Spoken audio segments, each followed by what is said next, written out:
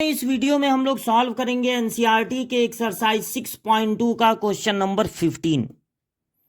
Late I be any interval disjoint from square bracket में -1, 1।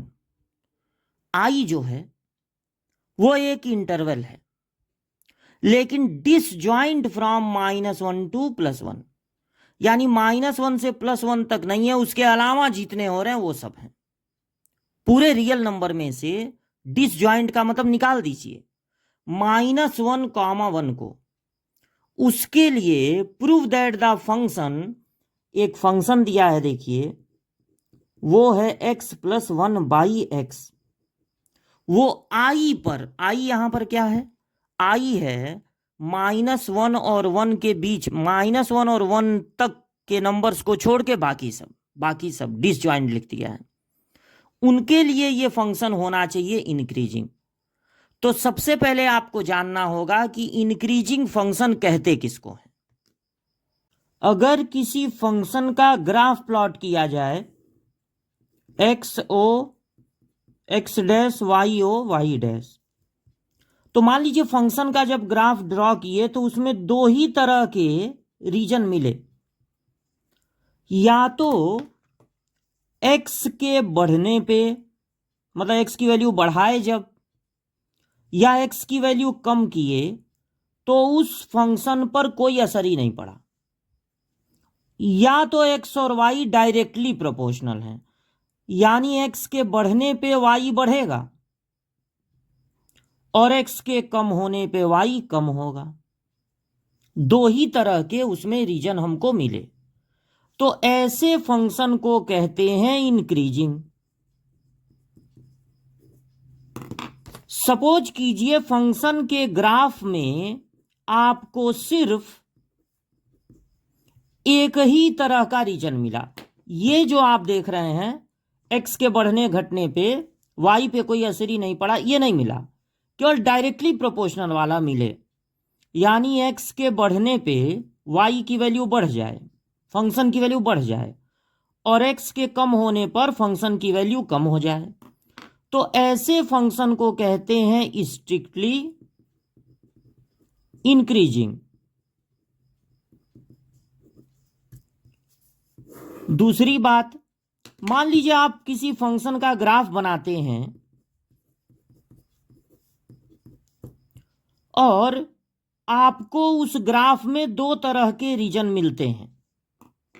या तो एक्स की वैल्यू बढ़ाने पे या एक्स की वैल्यू कम करने पे वाई पे कोई असर ही नहीं हो रहा है, जो था वही है। या फिर एक्स और वाई इनवर्सली प्रोपोर्शनल है, जब आप एक्स की वैल्यू बढ़ा रहे हैं तो वाई की वैल्यू बढ़ने की बजाय कम हो जा रही है, और जब एक्स की वैल्यू कम कर रहे हैं तो वाई की वैल्यू बढ़ जा रही है, उल्टा रिलेशन है। तो ऐसे फंक्शन को कहते हैं डिक्रीजिंग। अच्छा, अब मान लीजिए ग्राफ प्लॉट करने पे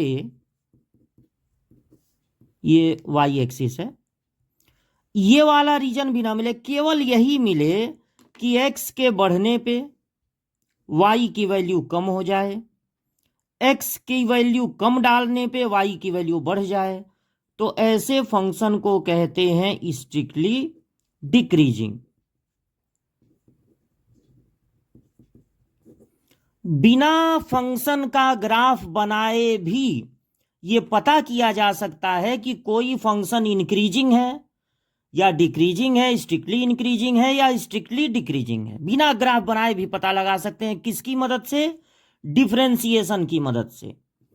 अगर फंक्शन का differentiation F dash x greater than और इक्वल टू 0 है, यानी पॉजिटिव है या 0 है, तो फंक्शन होगा इंक्रीजिंग। अगर डिफरेंशिएशन 0 के इक्वल नहीं, सिर्फ ग्रेटर देन 0 है, पॉजिटिव है, तो वो फंक्शन होगा स्ट्रिक्टली इंक्रीजिंग। और अगर डिफरेंशिएशन लेस देन या इक्वल टू 0 है, तो बिना ग्राफ बनाए ही आप कह सकते हैं कि वो फंक्शन डिक्रीजिंग है।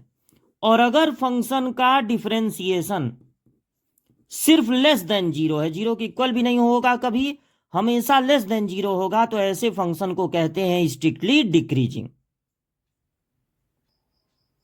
अब देखिए, ये आपको पता चला कि इंक्रीजिंग होने के लिए डिफरेंशिएशन, पहले डिफरेंशिएशन फाइंड करेंगे।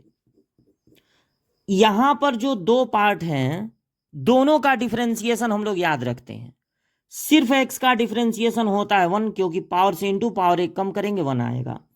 और 1/x का डिफरेंशिएशन भी याद रखना चाहिए, -1/x²। वैसे आप 1/x का अगर डिफरेंशिएशन करना चाहें तो ये होगा x पे पावर -1। अब पावर से इंटू पावर एक कम, डिफरेंशिएशन हो जाएगा। पावर को वापस पॉजिटिव बनाने के लिए बेस को रेसिप्रोकल करना होगा, तो 1/x का डिफरेंशिएशन होता है -1/x²। तो ये आपको मिला। अब आप क्या करिए, x² हो गया एलसीएम, बचा x² -1।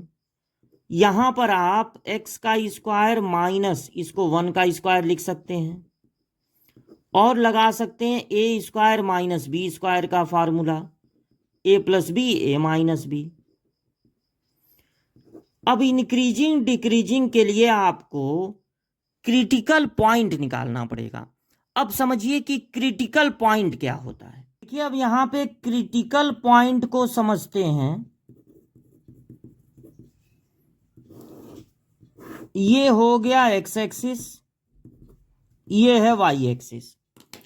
अब एक ऊपर उठता हुआ फंक्शन मान लीजिए नीचे आने लगे, तो जब ये ऊपर उठ रहा था तो एक्स और वाई का रिलेशन कैसा था? एक्स के बढ़ने पे वाई की वैल्यू बढ़ रही थी, और एक्स के कम होने पे वाई की वैल्यू कम हो रही थी। अब ये फंक्शन जब ऐसे नीचे आने लगेगा तो क्या होगा, एक्स के बढ़ने पे वाई की वैल्यू बढ़ेगी नहीं, कम हो जाएगी, और एक्स के कम होने पे वाई की वैल्यू बढ़ जाएगी।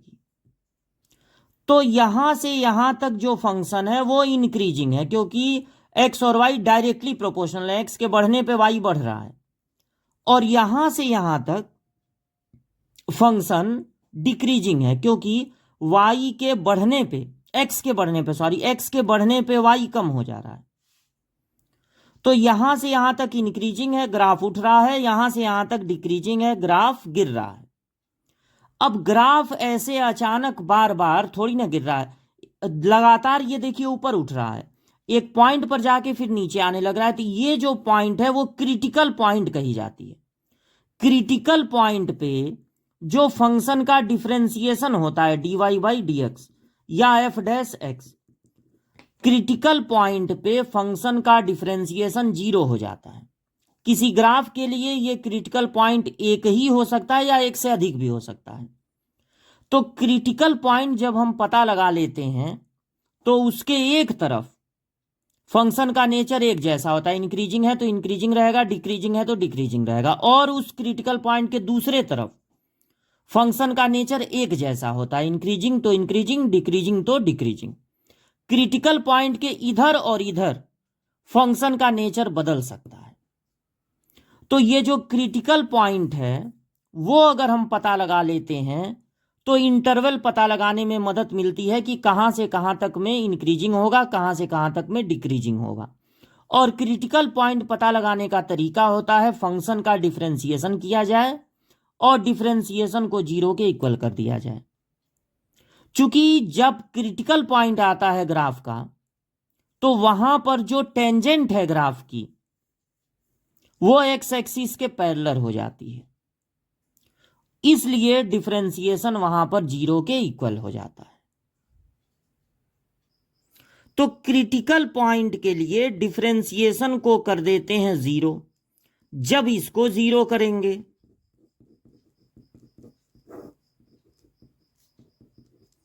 तो x + 1 × x - 1, इसको उधर ट्रांसफर कर दीजिए 0। अब दो चीजों का प्रोडक्ट 0 है तो एक बार पहले वाले को 0 करेंगे तो x की वैल्यू मिलेगी -1, एक बार दूसरे वाले को 0 करेंगे तो x की वैल्यू मिलेगी 1। अब नंबर लाइन ड्रॉ करेंगे माइनस इन्फिनिटी से प्लस इन्फिनिटी। ये जो दोनों क्रिटिकल पॉइंट मिले हैं उनको इस पे प्लॉट कर देंगे। तो नंबर लाइन पर पहले मिलता है -1, बाद में मिलता है 1। अब ये देखेंगे कि इन इंटरवल में कब कब डिफरेंशिएशन पॉजिटिव है, कब कब डिफरेंशिएशन निगेटिव है। तो 1 से बड़ा कोई नंबर ले लीजिए, जैसे 2, 3, 4, 5, 6, सब पर सेम रिजल्ट आएगा। अगर 2 पर ये पॉजिटिव आ रहा है तो 3 पे भी आएगा, 4 पे भी, बार बार चेक नहीं करना पड़ेगा, इस पूरे इंटरवल में एक जैसा आएगा। तो 2 अगर रखते हैं तो 2 + 1 पॉजिटिव, 2 - 1 पॉजिटिव, 2 का स्क्वायर पॉजिटिव, यानी केवल पॉजिटिव ही आएगा। और -1 और 1 के बीच का कोई नंबर रख दीजिए अदर देन 0, क्योंकि 0 पे तो ये नॉट डिफाइन हो जाएगा। तो मान लीजिए आप रख देते हैं 0.5, तो 0.5 पे ये पॉजिटिव, लेकिन 0.5 रखने पर ये निगेटिव आएगा, पूरा मल्टीप्लिकेशन निगेटिव हो जाएगा। फिर आप -1 से छोटा कोई नंबर ले लीजिए, जैसे -2, -2 रखने पर ये निगेटिव, -2 रखने पर ये भी निगेटिव, ये -2 रखने पर पॉजिटिव। तो 2 बार माइनस का मल्टीप्लाई होगा, प्लस में आ जाएगा। इंक्रीजिंग के लिए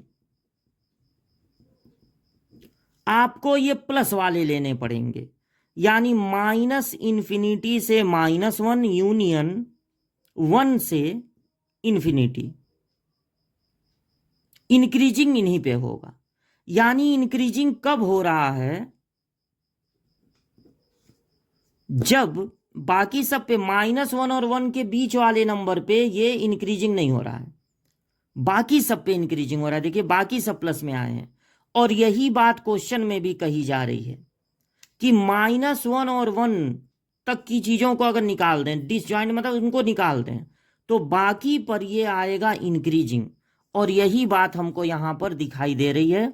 इसका मतलब हमने प्रूव कर दिया कि इस इंटरवल के अलावा बाकी सब इंटरवल पे ये फंक्शन होगा इंक्रीजिंग।